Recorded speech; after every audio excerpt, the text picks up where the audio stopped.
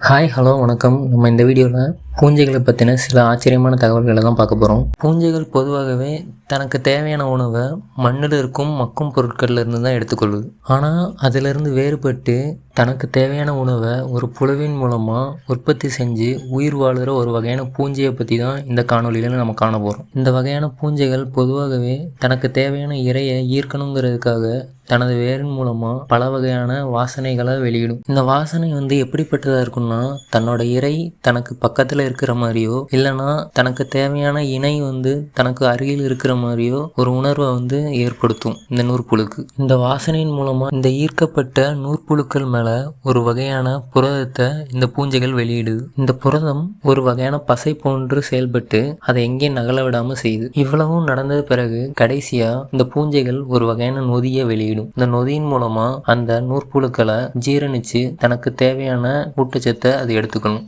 ஆனா இந்த பூஞ்சைகள் எப்போதுமே இந்த வாசனையை வெளியிடுறதன் மூலமா தனக்கு தேவையான அதிகப்படியான ஆற்றலை விரயம் செய்ய வேண்டியதா இருக்கும். அதனால இந்த பூஞ்சைகள் ஒரு வகையான தந்திரத்தை பின்பற்றுது. இந்த தந்திரம் என்னன்னா, இந்த நூற்புழுக்களின் கொழுப்புகள்ல இருந்து ஒரு சமிக்கை வெளிப்படும். இந்த சமிக்கையை இந்த பூஞ்சை கண்டறியறதன் மூலமா வாசனையை வெளிப்படுத்தும். இல்லைன்னா இந்த வாசனையை வெளிப்படுத்தாது. இந்த சமிக்கை எப்போ ரொம்ப தீவிரமா இருக்கோ அப்போ மட்டும்தான் தன்னோட வாசனையை வெளியிடுமே தவிர, கொஞ்சம் கம்மியா இந்த சமிக்கை வெளிப்பட்டாலும் பூஞ்சை இந்த வாசனையை வெளிப்படுத்தாது. ஏன்னா அப்பந்தான் தன்னோட ஆற்றலை கட்டுப்படுத்தி தேவையில்லாத விரயம் பண்ணாம பாதுகாத்து கொள்ள முடியும். பூஞ்சைகள் எப்படி இப்படிப்பட்ட ஒரு தந்திரத்தை வெளிப்படுத்துதோ அதே போல இந்த நூற்புழுக்களும் ஒரு வகையான தந்திரத்தை வெளிப்படுத்துது. கோடிக்கணக்கான ஆண்டுகளின் பரிணாம வளர்ச்சியின் விளைவா கிடைச்சதுதான் இந்த தந்திரம். இந்த நூற்புழுக்கள் அசையும் போதுதான் அதனோட கொழுப்புல இருந்து இந்த சமிக்கைகள் எல்லாம் வெளிப்படும். ஆனா ஒரு இடத்துல அசையாம இருக்கும்போது இந்த சமிக்கைகள் வெளிப்படாது. இதன் விளைவா இந்த நூற்புழுக்கள் ஒரு இடத்திலேயே தஞ்சம் புகுந்து